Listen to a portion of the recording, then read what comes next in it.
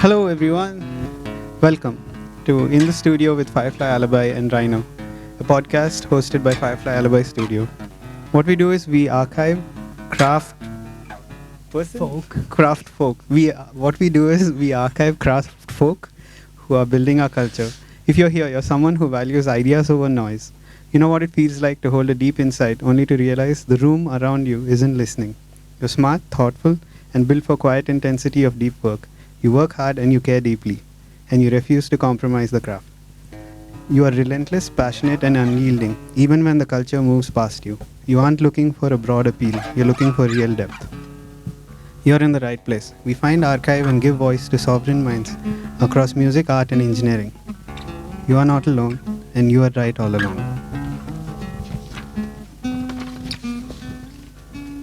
So I'm Firefly Alibi, one of the hosts of this podcast, and this is being filmed in my studio.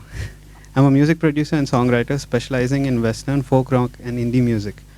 I was a mechanical engineer by formal training and a self-taught artist. I've just started out my studio and hope to make a great impact in the music scene. I love punk music, and Harrison Gordon is one of my favorite bands. I play the drums, guitar, bass, and sing. Now, Rhino, would you like to introduce yourself? Yeah, hi, I'm Rhino. I don't really know why I'm here, but it's basically life, I guess. It connects you through so many threads that bring you into spaces where you start doing things that you never know you were capable of. I am a software architect by training, but AI took my job away. So now I am doing other things like this podcast, which is going to make me ginormous amounts of money. So screw you, AI. I play a handful of instruments. I'm not entirely sure what to call my style. I mean, I'm just a South Indian dude, so that's the kind of music I play, I guess. Yeah. All right. I mean, since the podcast is called In the Studio with Firefly Alibi and Rhino. Anyways, so Ainesh, would you please introduce yourself? Yeah, my name is Ainesh. This is my second time on this podcast. I really enjoyed myself sharing about the things that interest me the first time, and learning how to hold them. So I'm back and ready to explore new topics. I am trained as a dancer, but I practice other forms of art. I do a lot of sketching. I play some music. I'm also trained in the Alexander technique, which is a way of thinking to work with and against your habits to find more meaning in whatever you do. And I'm also a Sajik animist pathfinder, which is a spiritual practice that I've been training in for a couple of years. All right. So 3 of us are co-hosts, and I'll introduce our guests. So joining us in the studio today is Rashmi Ravikumar, theatre director, facilitator, and behavioral scientist. She operates at the intersection of Kannada and English theatre and is an amateur stand-up artist. Beyond the stage, she is the artistic director of GG Collective, co-founder of City Lamps Playback Theatre, and leads corporate facilitation at Nagvati, using performance mechanics to explore gender, mental health, and absurdism. So let's hear a bit more in her own words. Rashmi, could you please introduce yourself a bit better than I did? But that's off my resume, so everything that I need to say usually is there. I do use humor as a coping mechanism, so I thought might as well make a performance out of it. And yes, I translate, I write, I do a bunch of things. Just a couple of corrections. My artistic collective is called Jijji, which is water in baby language in Kannada. And it's because it's fluid, it's playful, it's collective. And the organization I work for as a corporate consultant is Navgati, which is the Sanskrit word for navigation. So yeah, just wanted to speak about that. And yeah, that's me. I think you covered up most of it. All right. Well, sorry for messing up some of those words. It's fine. No problem. Okay, so generally the format would be like everybody can freely, step in at any time and voice their opinion and or talk. I'll just start it by asking a question, but after that, it kind of think it's a free for all until it ends. Okay. So let's just start with your origins. So before you had theater, playback or behavioral science as formal structures, how did you navigate environments that felt sensory overloaded, rigid, or socially unregulated? Wow, love the question. Actually, I have always had theater. I've been very lucky like that because I started doing theater when I was 8 years old. I was a very shy kid, and my mom was like, "What to do with this child?" And she was a dancer herself, so she threw me into performance arts. I still remember the very first dialogue I said as a parrot when I was 8, and it was Mama, I'm scared, or Amma nang bhaya agta ide. And it was love at first sight. Suddenly, theatre felt like a space where I could just be, and people were fine with who I was, being loud and being proud. The kind of neurodivergence I have, I am generally the sensory overload to others. So theatre was like, yeah, come be sensory overload here. It's a strength. So it was only much later I realized that theatre was a very regulating space for me. I was just like, yeah, I'm in love with theatre and I feel like I'm myself there and everything. But it was, I got diagnosed with ADHD at 28. So until then, I didn't have language for any of this. But then I suddenly started realizing, okay, theatre is the space that is helping me sort of navigate this. Okay. Yeah. So, as somebody else who has a similar diagnosis, amongst other things, although I guess my ADHD diagnosis came quite a bit earlier because I was it was what you would call a 6-foot grasshopper when, That's when I was a fun. teenager, moving around rapidly. Yeah, but so this is very interesting to me because I too have I started out in theatre and I'm still in it, except I have to pick up all these instruments because I didn't want to rely on downloaded OSTs of random film scores to make my own musical scores. And I spent the last 15 odd years just learning instruments I could get them. But with that said, theatre I find is a place which has, a lot of order. There is a lot of discipline to it. There is a lot of, rules regarding how you conduct yourself inside it. Or at least that's what I found when I was doing theatre in the 2009, 10, 11 era, and also shortly before that when I was in school. So as a person that's self-identified as the chaos in the room, how do you adjust to it? You start becoming the leader in that space and make everybody else follow the chaos. That was because I'm a director. And So was I. yeah, no, but you're still like, oh no, rules. So I think it's a spectrum, right, of what we see as structure, because my mother is a Bharatanatyam dancer, and I found that to be very restrictive. Also very Brahminical in the way she practiced it. So theatre became the space where I could explore structurelessness a lot more somehow. And in my experience, theatre has been very fluid. I think also because it's not just proscenium theatre that I practice improv theatre and playback, where play is sort of the center Can of you the please space. define all of these terms? For I will. So improv theatre is where we take prompts from the audience and we just build up scenes and make up characters in the moment, on the spot.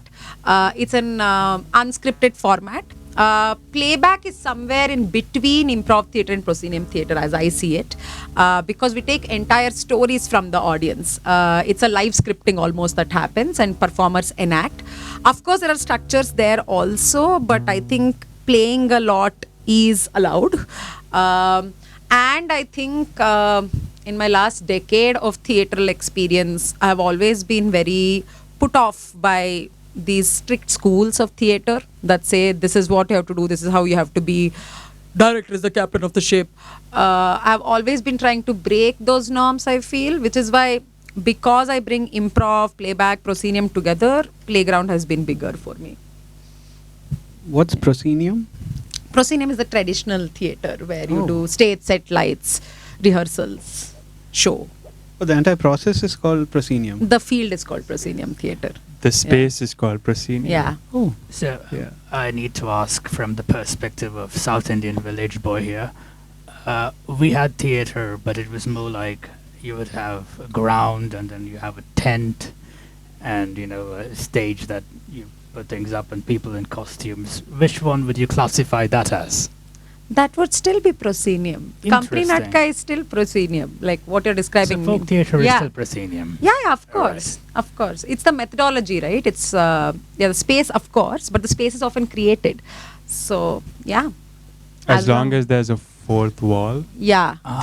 it's called proscenium, because when you Yeah. break that, then it becomes like immersive, or which are the alternatives. Yeah. I wanted to ask you about your practices. Like, how do you, that's one thing I want to ask you about is, do you have practices to work with person? Because with what I do, I practice a lot on my own before I can share it with others.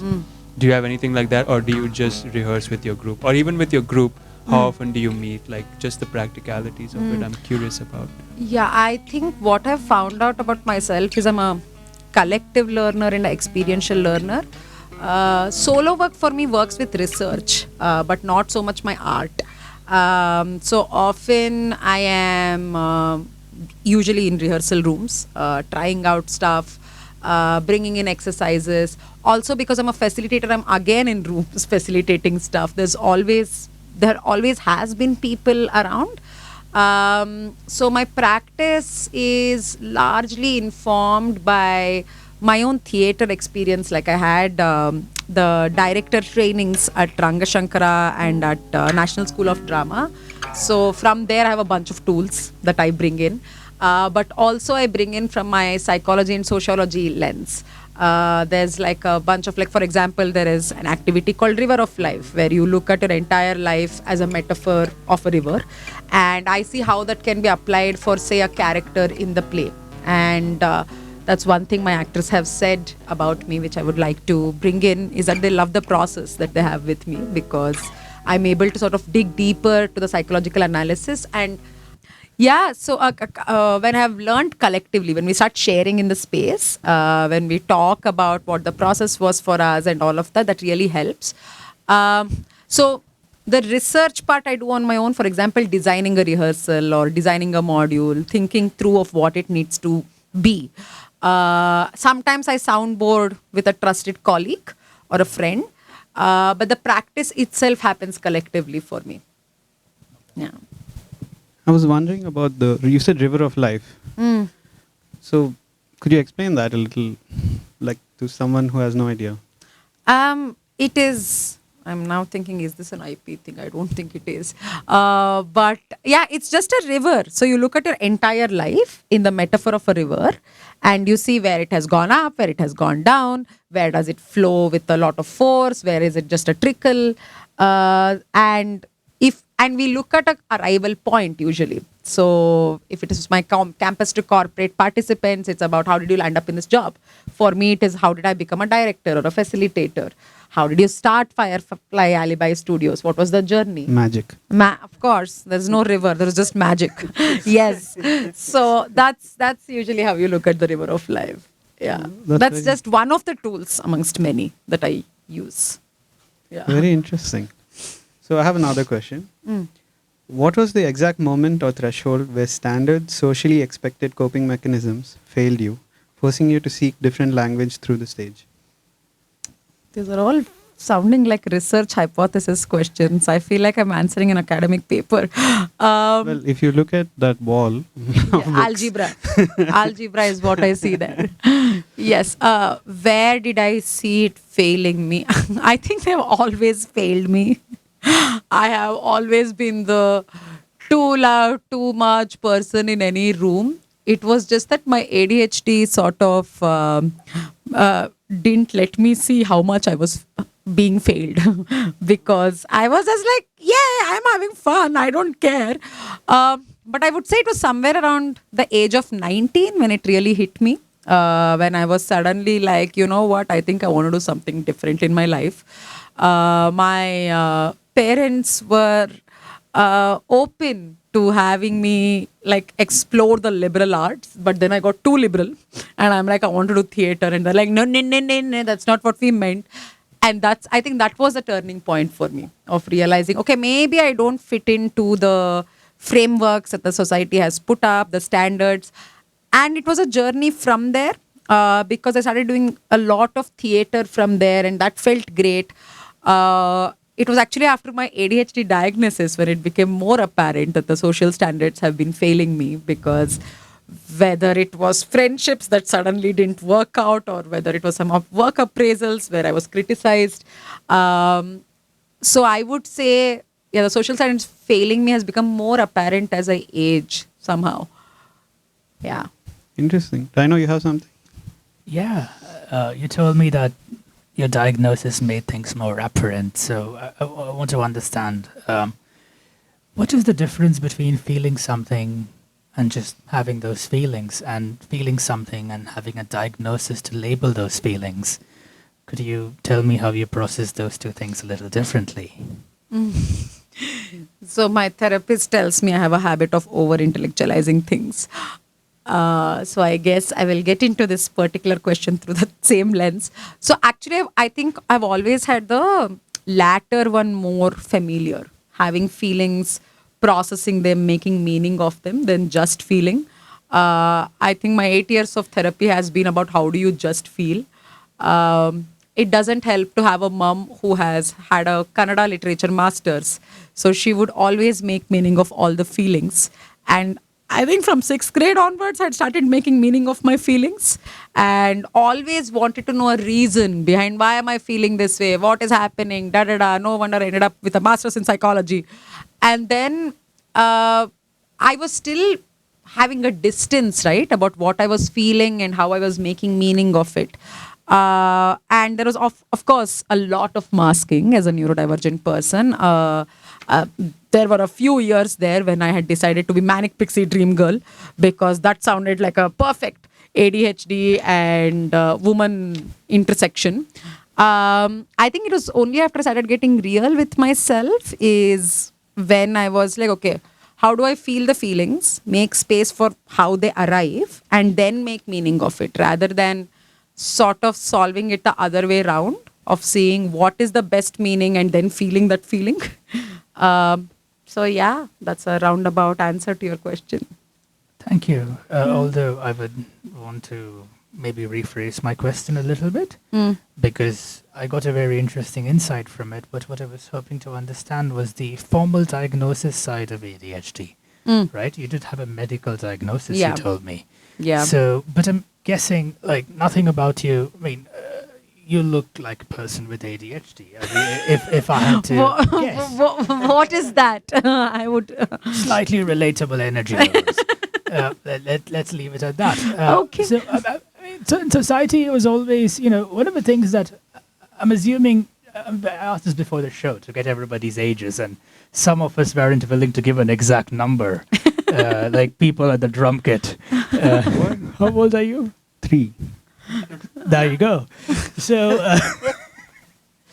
but I'm going to approach this from my perspective, which is I was born in 1991, and back in the late You are not that old then. 1990s, things were a little different. You would call a kid, that's a very hyper kid, and those were terms that teachers used to use for some of us, probably one of them. So the term hyper has been kind of in the vernacular for quite a bit longer than modern understanding of mental health. That is what is present when you deal with kids in school today, right?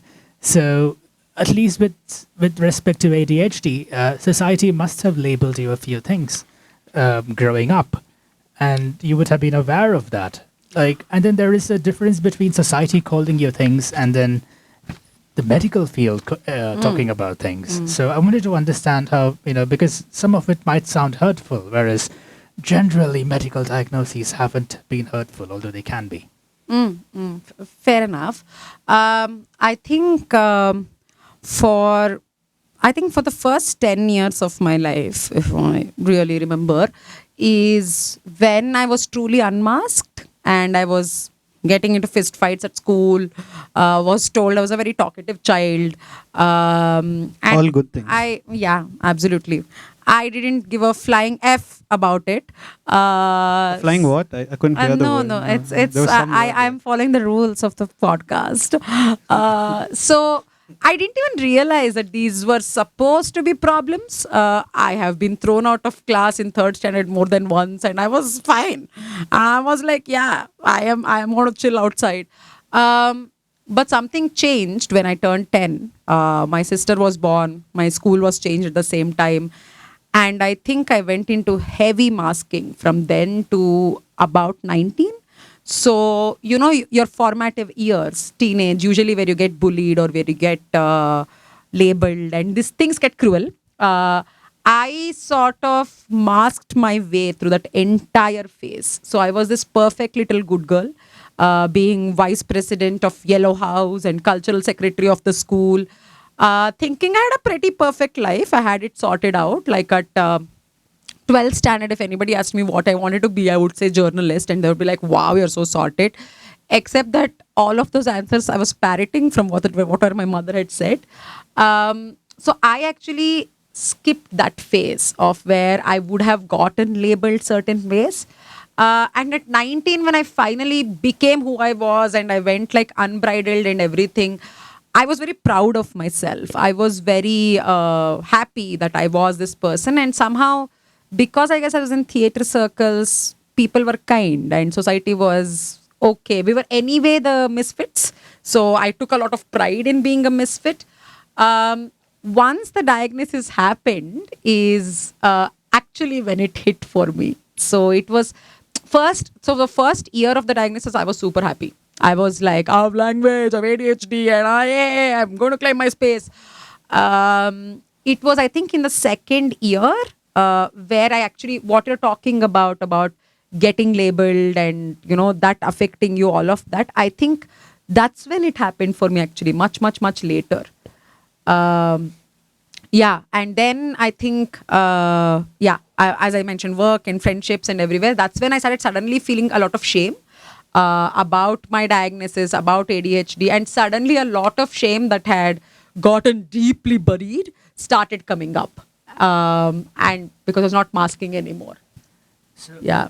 sorry, you wanted to. Okay, so it's very interesting you say that you started masking around 10 or 11 because it's also when, you know, we have hormonal changes, right? And everything is extra intense. Yeah. So what was the difference between the kind of shame and the sort of feelings you had when you started masking the first time versus, you know, this was as a grown adult? Like you were a person in your late 20s, possibly Yeah. already 30, Yeah. when you started feeling some of these things. So if a teenage you or a preteen you was to have a conversation with a 30-something you about feelings of shame and Yeah. labels, what would it look like? I mean, at 10, 11, it's very unconscious, right? You don't realize you're masking and you're surviving basically through masking and staying safe. And it felt like the right thing to do. But at 29, when you're intentionally doing it, there is some amount of letting of self-respect you have to do to survive, to mask the identity. I do believe that masking the identity is a lot about self-respect also. And that felt horrible. That felt I think if my 29-year-old was talking to the 10-year-old, she would be like, babe, ignorance is bliss. I wish I was ignorant about the fact that I was masking. And the shame was, of course, the shame was making its home like very, very, very strongly, even in the 10-year-old self. But I only realized it much later. So it was much easier to mask at 10, I would say, than at 29. Very interesting. Go for it, Ainesh. Yeah, I mean, for me, I think the trouble lies with, because as someone who's been studying the Alexander technique and who did, before that was doing a lot of yoga, did some Tai Chi, there's, the understanding is that there is no separation really between mind and body. Like, ultimately it's one, and that's been like something that's been established from a long time ago. It's not a new concept. Yeah, and of now course. now we have all these Yeah. ways we say, a mental disorder versus a physical illness. And so when you think about, you don't think about the fact that when you're stressed, it's actually because you're not in your body and like Yeah, you're, yeah, you're in a absolutely. certain way. Yeah. And so it can become easy to isolate. So how do you negotiate that? Negotiate that ultimately, like, my ADHD is also connected to my physical practice. Could you and just the way- re-ask that question one more time? Yeah, I how don't do you think we heard that. how do you negotiate the fact that there is no that there is how do you negotiate mind body unity with the work that you do and your diagnosis? Yeah. I think one more thing I got really lucky at around 24, I think, was getting into expressive arts therapy as a client, which is also why I think my shame was reduced and addressed in some ways. But coming to this, I think that's where the mind body synthesis happened for me, because as an ADHD mind, I get things very quickly. Yeah, I understand very fast. I've been told, oh, you're very smart. Sure, I'm very smart. But it translating into the body takes time. My brain makes the sense. My body has to catch up, or my body would be feeling something else that my brain would be trying to hide and cope and make up lies about. So expressive arts therapy really helped. I've been in that for 8 years now. In between, very ironically, right after I got my ADHD diagnosis, I was in CBT, cognitive behavioral therapy, and that did not work for me. Like for an year, like we would talk, I would write letters. I'm like, yeah, I am addressing it, but nothing is changing. So it was really about the body for me. So I am also a big believer of the mind-body synthesis, and in fact, I'm hoping to take up some research in this particular field called 4E cognition. I don't know if any one of you have heard of it. Please tell us more. Yeah, yeah, of course. That's what the podcast is for. Yes, absolutely. Wait, let me see if I remember all the E's. There is embodied, there is enacted, there is extended, and there's environmental. Yay! I remembered all the four. Okay. So it is going beyond the cognitive brain. This is the research that's being currently done by Shabari Rao in Bangalore. And I am hoping that I can work with her, work under her. And for me, cognition has always been about more than the brain, more than the mind. Initially, of course, I think that's when my over intellectualizing with feelings had started as a teenager, as a young adult, early 20s, where I would yap a lot. There's a lot of intellectual masturbation, but not really translating into the body. But thankfully, because I found expressive arts therapy at a young age, I think I was able to shift those gears. So I'm with you on that. And I know that every time that I'm either unmotivated or super anxious, or I'm going for some old pattern coping mechanism, I'm heavily dysregulated. So I try to see how can I calm my nervous system down first. And that is wisdom that has come well into my 30s. Yeah. Regarding your nervous system, so I have like 3 questions, but I'm going to ask at once. Oh, okay. So when you step onto stage, what does your nervous system do? What is the sensation of feedback or stabilization? And how does stagecraft change your immediate tactical relationship with control and focus? Wow. Okay. So when I step on stage, so that has been a very interesting experience for me. I have been a director, right, and a writer, translator. So I've usually had a lot of control on the process of theater that I've done in the last few years, and I've been backstage. And I've been so glad about that. I have realized that's a very safe space to be when the show starts. And I was fine. I was very fine there. Of course, I enjoyed improv theater, playback theater, but that was always with a group and always collective. So actually, I think for me, when I'm with the collective or I'm backstage, I'm doing caretaking roles, I'm very fine. I feel very comfortable in those roles. So I'm not nervous at all. But actually, when I shit bricks was when I did stand up, because I had to go up there alone. I was dying. I was telling Raman at Kadaigal, which is where I have done my first stand up, shameless plug-in of Kadaigal, of that I like, give me the first slot. I'll get done and I'll be out. Like I don't want to like wait and like like the anxiety to build up in my head. He's like, I'm not giving you the first slot. You do in the end. And I'm like, oh no, and everything, and kept breathing through it. Because you were in the show, you know that there was the stick and there was the whiteboard, which were I do my remember. yes, they were my emotional support props, because I was Oh.